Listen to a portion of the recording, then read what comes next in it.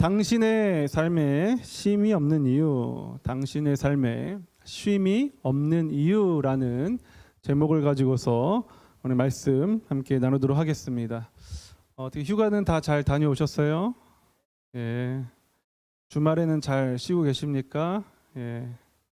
이제 조금 저녁에 새벽에는 그래도 막 뜨거운 바람은 좀 한풀 꺾인 것 같아요. 예. 저는 오늘 말씀을 준비하면서 제목을 뭐라고 할까 하고 굉장히 고민을 많이 했습니다. 듣는 분들이야 뭐 제목이 뭐 이러나 저러나 크게 상관이 없겠지만 말씀을 준비하는 사람 입장에서는 말씀을 일관성 있게 전달하기 위해서 이 제목을 선정하는 것이 무척 중요한 일입니다. 그래서 어떨 때는 제목을 몇 개 정해놓고서 뭐 아는 목사님한테 혹은 아내한테 이 중에서 하나 골라봐 하고 물어볼 때도 있어요. 그중에 생각했던 제목 중에 하나가 이거였어요. 원래는 하와이에는 쉼이 없다. 예, 이런 거예요. 그러다 결국엔 너무 좀 자극적인 것 같아서 당신의 삶에 쉼이 없는 이유라고 제목을 정하게 됐습니다. 바로 본론으로 들어갈게요. 왜 우리는 이 피곤한 세상에서 그토록 쉼을 얻고자 하는데 쉬어도 쉼이 없는 걸까에 대한 이야기를 좀 하고 싶습니다. 첫 번째로 우리가 쉬어도 쉼이 없는 이유가 있습니다. 첫 번째는 쉼의 의미를 모르기 때문입니다. 첫 번째로 우리가 제대로 쉬지 못하는 이유는 쉼의 이유를 모르기 때문입니다. 우리 28절 말씀 같이 한번 읽어보겠습니다. 28절 말씀 시작. 수고하고 무거운 짐진 자들아 다 내게로 오라. 내가 너희를 쉬게 하리라. 아멘. 여러분 영화 집으로라는 그 영화 아십니까? 2002년 4월에 개봉한 영화인데 한번 우리 포스터를 좀 보시면은 기억하실 분도 계실 거예요. 이 영화는 어릴 때 고향을 떠났던 한 아이의 엄마가 형편이 어려워지니까 깊은 산골에 사는 노모에게 7살짜리 손자를 맡기면서 벌어지는 외할머니와 손자의 이야기입니다. 포스터에는 사이가 굉장히 좋게 표현이 되어 있는데, 그런데 이 주인공인 손자의 외할머니는요, 말도 잘 못하시고 말 못하시고 글도 읽지 못하시는 분으로 나와 있습니다. 그에 반해서 7살짜리 손자는 도시에서 자라면서 게임기도 하고 또 그리고 스케이트도 타면서 도시의 혜택을 많이 누리던 아이였어요. 그런 아이가 엄마도 없이 갑자기 깊은 산골 외딴 마을에 들어가서 외할머니하고 단둘이 살게 되니까 얼마나 마음이 상했겠습니까? 그러니까 그 심술난 마음을 할머니에게 외할머니에게 다 쏟았던 거예요. 말썽을 부리는 이야기죠. 그런데 어느 날 이 아이가 후라이드 치킨이 먹고 싶은 거예요. 후라이드 치킨. 그래서 외할머니에게 다음 사진 한번 좀 보여주세요. 다음 사진. 이 외할머니에게 이 후라이드 치킨에 대해서 손짓 발짓 해가면서 설명을 하는 겁니다. 왜냐하면 할머니는 글씨도 모르시고 도시에 가서 후라이드 치킨을 드셔보신 적이 없으니까 설명할 방법이 없자니까 손짓 발짓으로 이렇게 설명하는 거예요. 꼬꼬대 꼬꼬하니까 그러니까 할머니가 알아듣겠다는 듯이 이해를 하셨어요. 그리고서 이제 밖에 나가셨습니다. 그런데 가지고 온 게 기름에 튀긴 후라이드 치킨이 아니라 뭐였어요? 백숙이죠. 예, 백숙. 예. 이거 가지고 오신 거예요.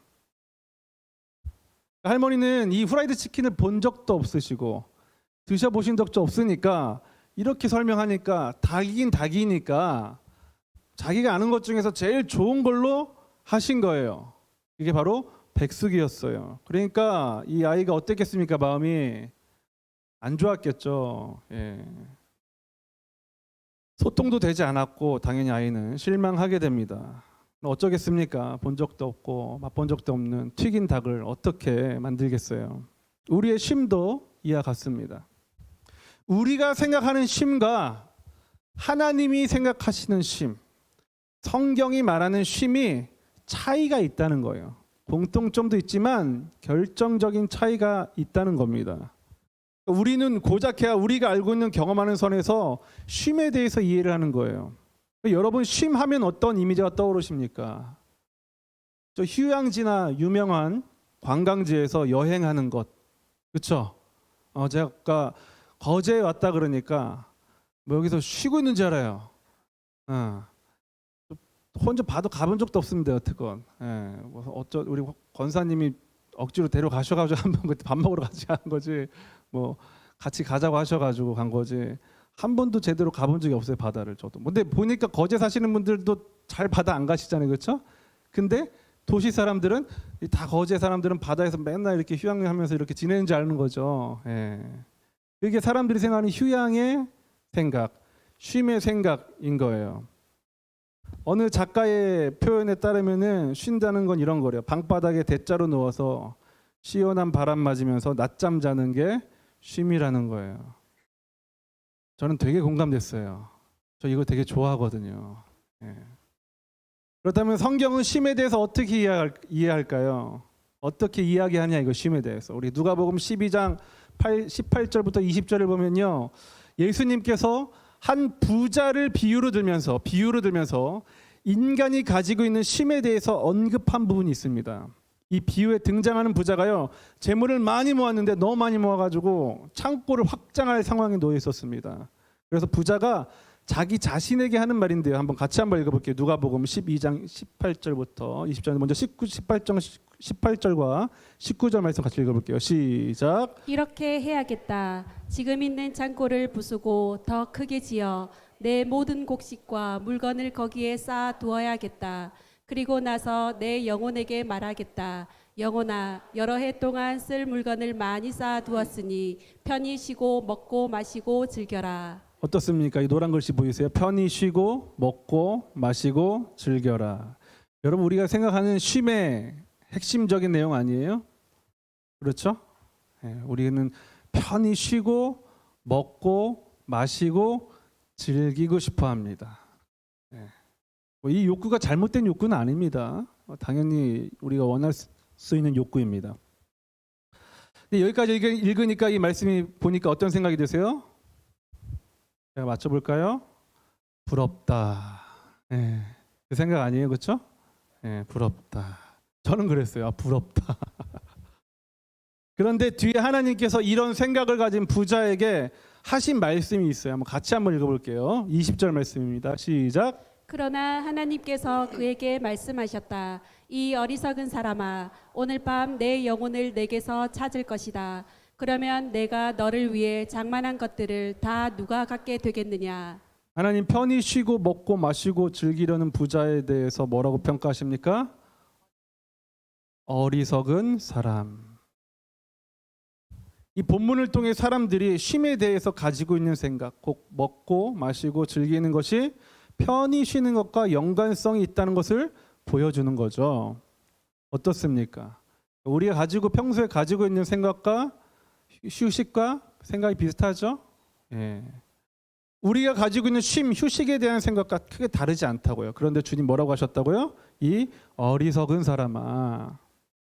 우리는 쉼을 그렇게 생각하는데 주님은 어리석다라고 말씀하고 계세요. 우리 옆에 계신 분께 한번 말해볼까요? 이 어리석은 사람아.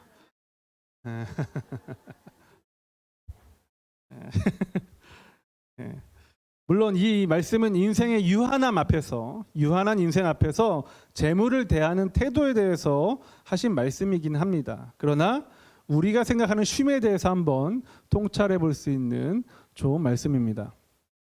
우리 다시 한번 오늘 말씀 28절 말씀 같이 한번 읽어볼게요. 마태복음 11장 28절 말씀 같이 다시 한번 읽어보겠습니다. 시작.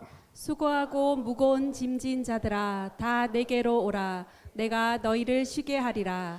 이 본문의 문맥으로 볼 때에 수고하고 무거운 짐이라고 하면요, 당시 서기관들이나 바리새인들과 같은 종교 지도자들이 지나치게 세세하게 만들어 놓은 종교적 의무와 규율로 인해서 성도들이, 일반 백성들이 굉장히 수고롭고 힘든 삶을 살고 있었던 상황에 대해서 말씀하는 겁니다. 그러니까 종교적인 규율을 지키는 것도 힘들잖아요, 그렇죠? 그런데 먹고 사는 것도 힘들잖아요. 먹고 사는 것도 힘든데 거기다가 종교적인 규율을, 의무를 잔뜩 지어 놓으니까 너무너무 힘든 거예요. 그래서 28절에서 우리가 본 것처럼 예수님께서 수고하고 무거운 짐진 자들아 다 내게로 오라라고 말씀하신 겁니다. 여기 28절에 그리스어로 쓰인 신약 성경에서 쉼이라는 말은요, 아나바어라고 하는데요. 이 쉼이라는 말은 헬라어로 무슨 뜻이냐면 그리스어로 종지부를 찍다, 멈추다, 끝내다, 회복하다 등의 의미를 가지고 있습니다. 그러니까 우리가 생각하는 쉼은 뭐예요? 일시적인 쉼이죠. 일시적인 중단을 이야기합니다. 그러나 주님께서 말씀하시는 쉼은 뭐예요? 완전하게 종지부를 찍는 거예요. 멈추는 거예요. 끝내시는 거예요.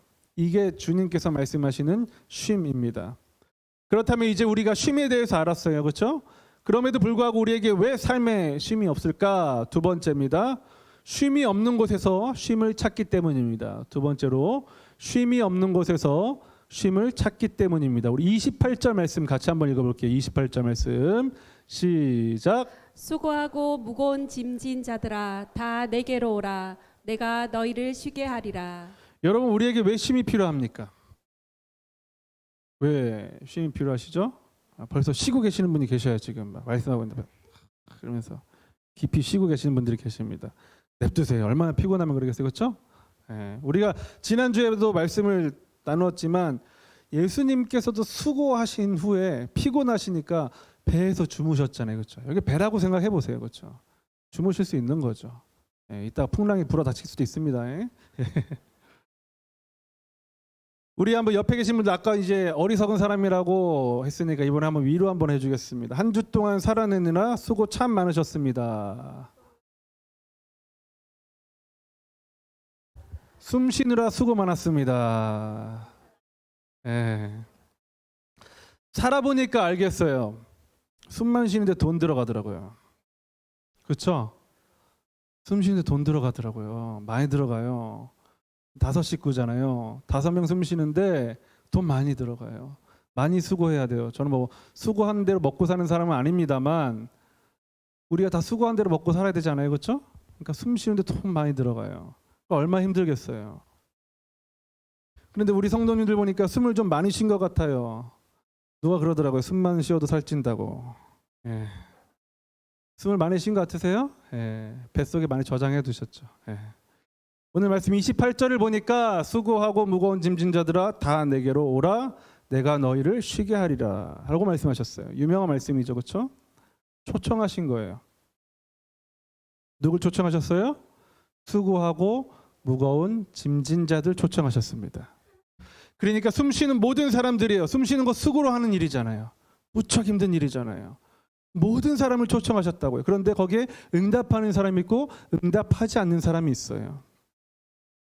사람들이 쉼이 없는 곳에서 쉼을 찾고 있었어요. 그러니까 예수님께서 그들을 보시고 쉬려고 하는데 쉬지 못하고 있으니까 다 내게로 오라는 거예요. 거기 아니야. 나한테 와야 돼. 여러분 아주 오래된 유명한 유머가 있죠. 아주 오래됐어요. 이거 정말 오래 한 3, 40년 된 것 같아요.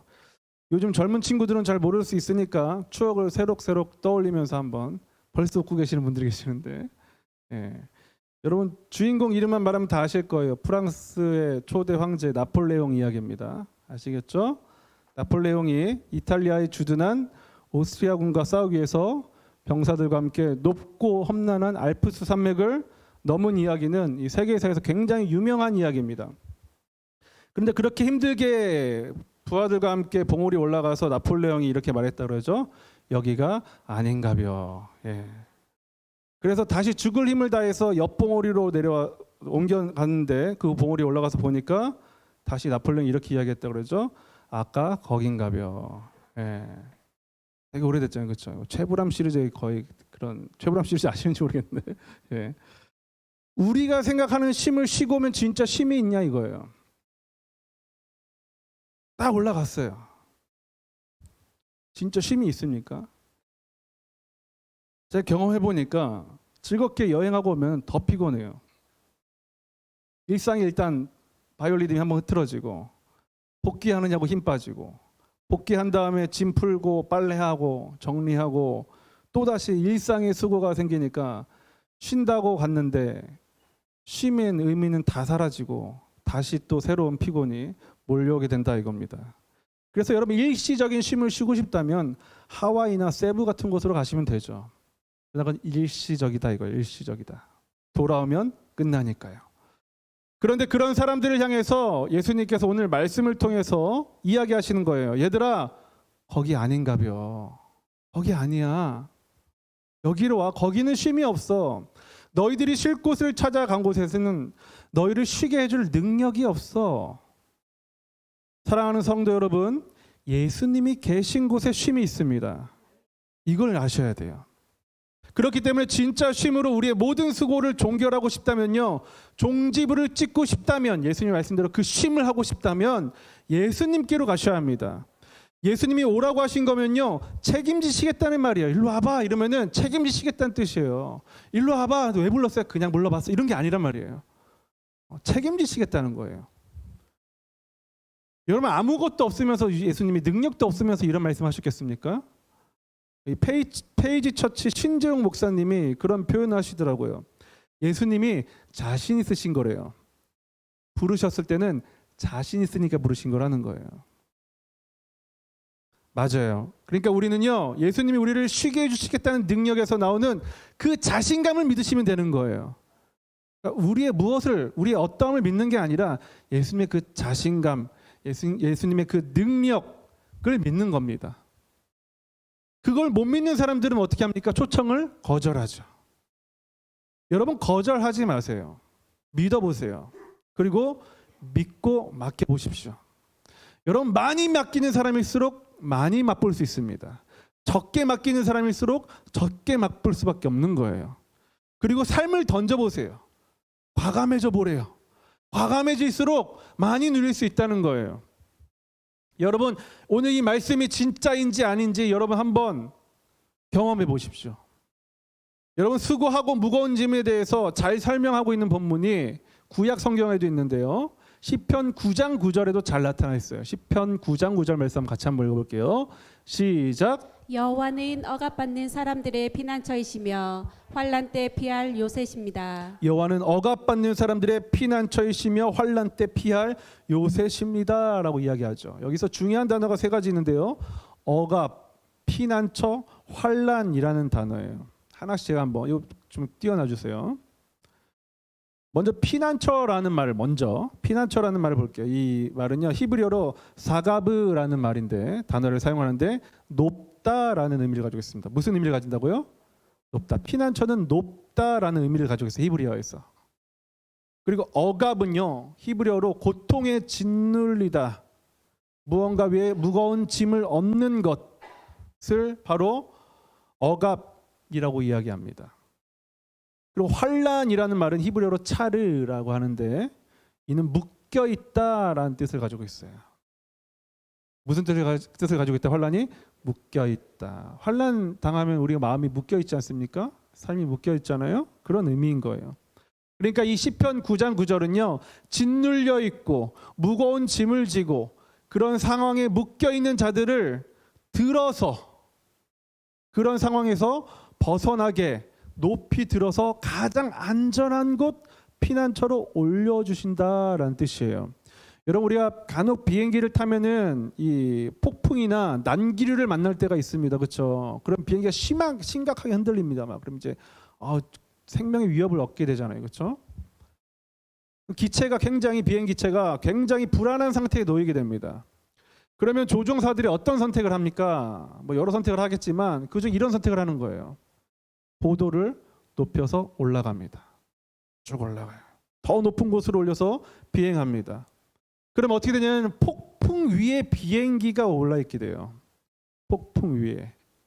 폭풍 밑에 있을 때는 영향을 받는데 폭풍 위에 올라가니까 어떻게 돼요? 영향을 받지 않아요. 그럼 폭풍은 어디 있는 거예요? 내 밑에 있는 거예요. 비행기 밑에 있는 거예요.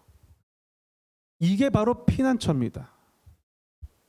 하나님께서 이끄시는 주님의 계획과 말씀으로 우리가 고난과 폭풍 가운데서 올라서는 거예요. 주님께서 올려주시는 거예요. 그러면 그때 그 고난과 폭풍과 문제가 어떻게 보이는 거예요? 밑에 아무것도 아닌 것처럼 보이게 되는 겁니다. 하나님께서 올려주시는 것, 이게 바로 피난처입니다. 그래서 여러분, 이게 바로 예수님께서 말씀하시는 쉼입니다. 쉼. 수고하던 일을 다 멈추고 일주일에 한 번 혹은 각자 교회 공동체 형편에 따라, 각자 성도 개인의 형편에 따라 드리는 것이 예배죠. 안식일을 거룩히 지키라 하면서 예배에 대해서 말씀하셨어요. 여러분, 예배를 드리려면 일상을 멈춰야 가능한 겁니다. 공예배만 있는 것은 아니죠. 각자의 자리에서 잠시 한숨 멈추고 주님과 교제하기 위한 기도도 그렇습니다. 수고하고 무거운 짐진 자들, 그 인생들은요 다 이 예배와 기도, 말씀이 필요하다는 겁니다. 예수님께서 다 내게로 오라라는 말씀, 바로 이 말씀이에요. 그러니까 여러분, 쉬기 위해서 교회 빠지고 예배 빠지고 쉬러 가는 거 되겠습니까? 안 되겠습니까? 돼요? 안 된다 이거예요. 그 가짜 심이라니까요. 진짜 심은 예배를 통해서, 예수님과의 만남을 통해서 이루어진다 이겁니다. 그렇다면 마지막 세 번째로 우리에게 진정한 쉼이 없는 이유는 무엇일까요? 세 번째로는 쉼을 얻기 위해서 배우지 않기 때문입니다. 세 번째로 쉼을 얻기 위해서 배우지 않기 때문입니다. 우리 29절 말씀 같이 한번 읽어볼게요. 29절 시작. 나는 마음이 온유하고 겸손하니 나의 멍에를 메고 내게 배우라. 그리하면 너희 마음이 쉼을 얻으리니. 사람들이 쉼에 대해서 가지고 있는 단편적인 오해가 쉼을 가만히 있는 것에만 초점을 두고 있는 거예요. 가만히 있는 것. 오늘 예수님은요 마태복음 11장 29절을 통해서 생각을 바꿔주셨어요. 쉬려면 어떻게 하라고요? 예수님의 멍에를 메고 배워라. 가만히 있으라고 말씀하십니까? 방바닥에 대자로 누워가지고 에어컨 바람 쐬면서 가만히 있으라고 말씀하셨어요? 아니에요. 멍에를 메고 배워라. 기껏 메고 있던 무거운 짐을 내려놓으라고 하시더니 이제는 새 짐을 주시겠다는 거예요. 멍에를 메라고 하시잖아요. 멍에. 사진 한번 볼게요. 멍에 모르시는 분들도 있으니까. 저도 멍에를 실제로 본 적은 없습니다. 이렇게 두 짐승을 같이 묶어서 매는 거, 농사 지을 때, 이게 바로 멍에예요. 이 멍에란 말은 헬라어로 쥐고스라고 하는데 연합하다라는 뜻이에요. 연합했죠. 이소와 저소가 연합을 했죠. 짝을 짓는 겁니다. 짝을 짓는 거. 여러분, 당시 유대인들은 율법을 다 지켜야지, 완벽하게 지켜야지 구원받는다고 배웠어요.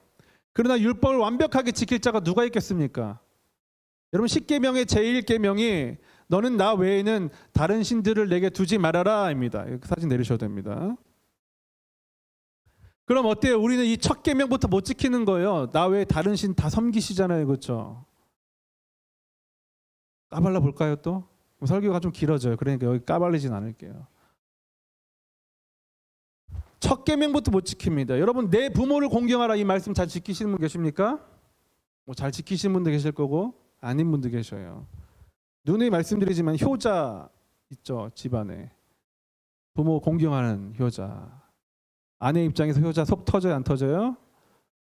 속 터져요, 안 터져요? 속 터집니다. 효자 다 좋은 거 아니에요. 도둑질하지 말라. 어릴 때부터 잘 생각해 보세요. 거짓 증거하지 말라. 여러분, 거짓말 한 번도 하신 적 없으십니까? 내 이웃의 집을 탐내지 말라. 부러워한 적 없으시냐 이거예요. 다 걸려들죠. 그렇죠? 어떻게 안 지키겠어? 이거 다 어떻게 누가 지키겠습니까? 그러나 인생이 지고 있는 짐이 얼마나 크겠어요. 그러니까. 그래서 진정한 쉼이 필요했어요. 이스라엘 백성들에게. 이런 종교적인 규율 더하기 일반 살아가면서 생활에 그런 무거운 짐까지 과중되어 있으니까 얼마나 힘들겠냐 이거예요.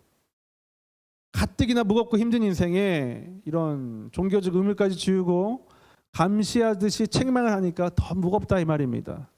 그래서 우리는 마음이 온유하고 겸손하신 예수님을 배워야 합니다. 왜냐하면 은혜가 거기 있기 때문이에요. 예수님께서 말씀하시는 온유는요, 자기 마음을 하나님께만 고정하고 모든 것을 하나님께 신뢰하는 가운데 생기는 온화함과 관대함을 이야기합니다. 그리고 그런 친절함을 이야기하는 거예요. 이것은 믿음으로 맡길 때 얻을 수 있는 겁니다. 또한 겸손은요, 스스로를 하나님 앞에서 낮춰서 하나님께 겸손하게 나아가는 자세, 낮추는 자세를 이야기하죠. 결론은 쉼을 얻고자 한다면 여러분, 예수님께 배워야 한다는 거예요. 여러분, 배우는 일을 애쓰고 있습니까? 저는 유튜브로 이렇게 설교 같은 걸 좀 많이 듣는데, 뭐 개그 동영상이랑 좀 개그 음악 아니면 그 설교 세 가지를 주로 듣는데, 설교 말씀 중 이런 게 뜨더라고요. 누워서 자고 잘 때 들으면 은혜 받는 아무개 목사님 말씀, 막 이런 거 있어요. 제가 옥하는 목사님 되게 좋아하고, 사랑의 교회 돌아가셨지만 이제 거제분이세요. 옥하는 목사님이. 그래서 지금도 잘 듣는데 오카나 목사님 말씀 잘 듣는데 그또 비슷하게 뜬 거예요. 뭐 들을 때 뭐 잘 때 들으면서 은혜 받는 말씀, 오카나 목사님의 로마서 말씀 뭐 이런 게 뜨더라고요. 여러분 잘 때 들어야겠습니까? 잘 때 하나님 말씀을 섭취하겠냐 이거예요. 저는 그 썸네일 제목을 통해서 우리 인간들의 욕망을 봤어요. 그 만든 사람의 욕망일 수도 있겠지만 조회수를 높이기 위한 욕망일 수도 있겠지만 조회수가 상당하거든요. 그 욕망이 뭐예요? 나는 쉽게 은혜를 누리고 싶다 이거예요. 그렇죠? 왜 대낮에 안 합니까? 정신 말짱할 때 배우려고 안 하고 왜 꼭 잘 때 졸릴 때 하려고 하시는 거예요? 뭐 8시간 들으면 은혜 뭐 축복받는 기도문 뭐 이런 거 있잖아요. 그렇죠? 다 그게 뭐예요? 8시간 기도하기 싫으니까 8시간 듣고 싶은 거예요. 잘 때. 그러면 한 20분 듣다가 잠들잖아요. 그렇죠? 네, 그럼 7시간 40분은 은혜 받고 싶은 그런 마음이에요. 여러분 자녀들이 나 서울대 가고 싶어요 말하면서 근데 나 잘 때 공부할 거예요. 나 잘 때 강의 들을 거예요. 그럼 여러분 뭐라 그러겠어요? 아 지혜롭다. 너 참 현명하다. 그래 낮에는 놀고 밤에는 잘 때 들으면 얼마나 좋아. 아주 지혜로운 거지 라고 말씀하시겠어요? 아니면 이 도둑놈의 새끼야 이렇게 말씀하시겠어요? 말이 좀 지나칩니까? 도둑 심보 아니에요? 왜 은혜를 값싸게 누리려고 하십니까?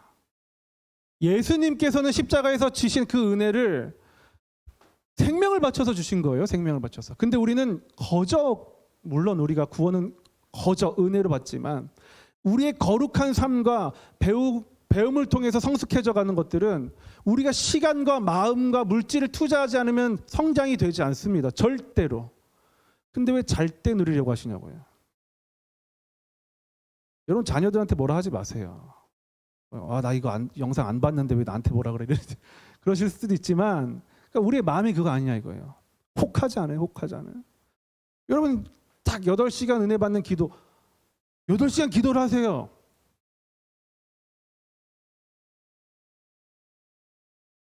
왜 말씀이 없으십니까? 여러분 예수님 배우라고 하셨어요. 왜 배워야 한다는 말은요. 시간을 드리고 마음을 드려야 한다는 거예요. 여러분 거저 받으려고 하지 마세요.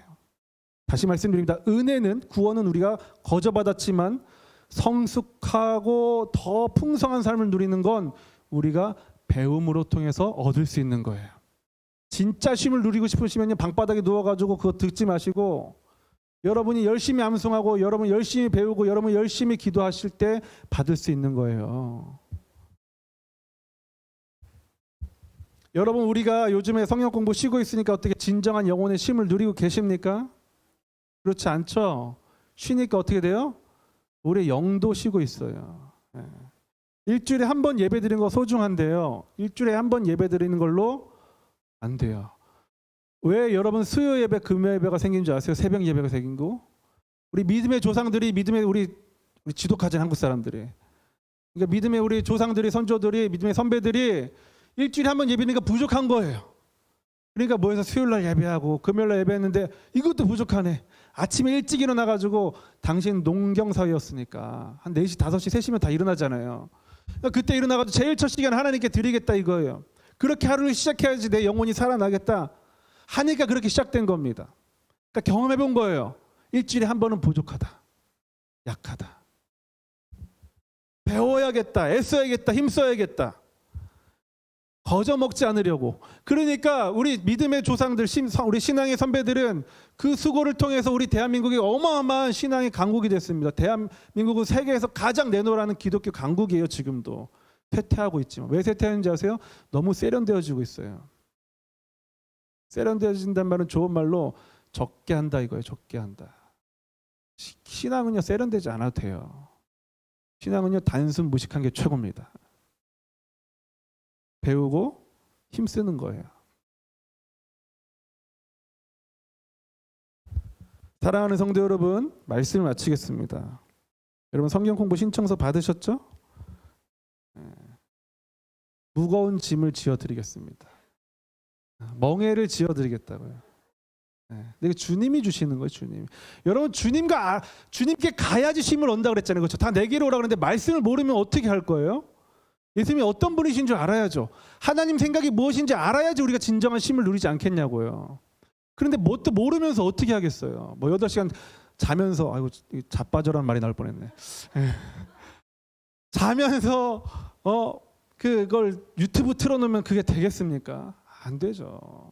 우리가 시간을 들이셔야 돼요. 진정한 쉼은 예수님과 함께 멍에를 매며 예수님을 배울 때 얻을 수 있습니다. 디모데후서 3장 14절에서는 그대는 배우고 확신한 것 안에 머물라라고 뭐 하라고요? 머물라. 떠나라가 아니라 머물라라고 가르치고 있습니다. 안에 머문다는 것은 함께 한다는 것이죠. 오늘도 주님께서 주시는 멍에를 메고 주님의 초청에 응하여 주님께서 주시는 쉼으로 살아가는 저와 여러분, 바로 그게 될 수 있기를 우리 주 예수 그리스도 이름으로 축복합니다. 다 같이 자리에 일어나셔서 함께 찬양하겠습니다. 주의 친절한 팔의 안기세. 우리 말씀을 기억하면서 함께 찬양합니다.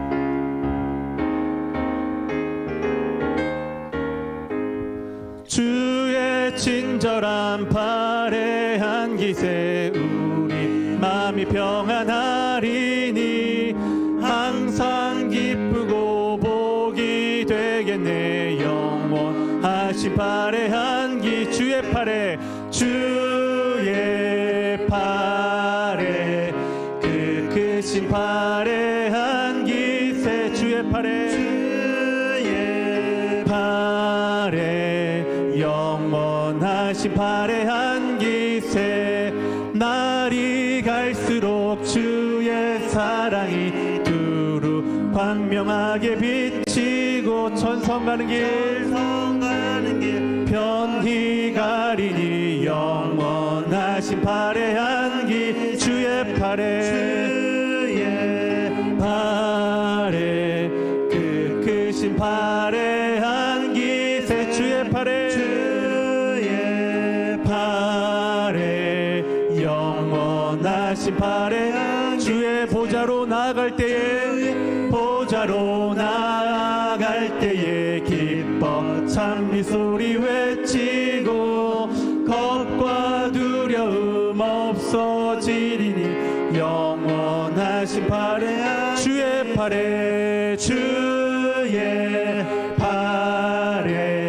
그 크신 팔에 안기세 주의 팔에 한 번 더 주의 팔에 그 크신 팔에 주의 팔에 그 크신 팔에 안기세 주의 팔에 3절 다시 한번 찬양합니다. 주의 보좌로 나아갈 때에 기뻐 찬미 소리 외치고 겁과 두려움 없어지리니 영원하신 팔에 안기 주의 팔에 그 크신 팔에 안기세 주의 팔에 영원하신 팔 한 번 더 주의 팔에 그 크신 팔에 안기세 주의 팔에 영원하신 팔에 안기 주의 팔에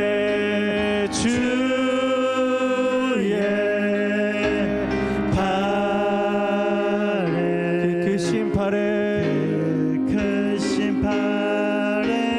안기세 주의 팔에 영원하신 팔에 마지막으로 다시 한번 우리를 초청하신 예수님께 나갑니다. 주의 팔에 그 크신 팔에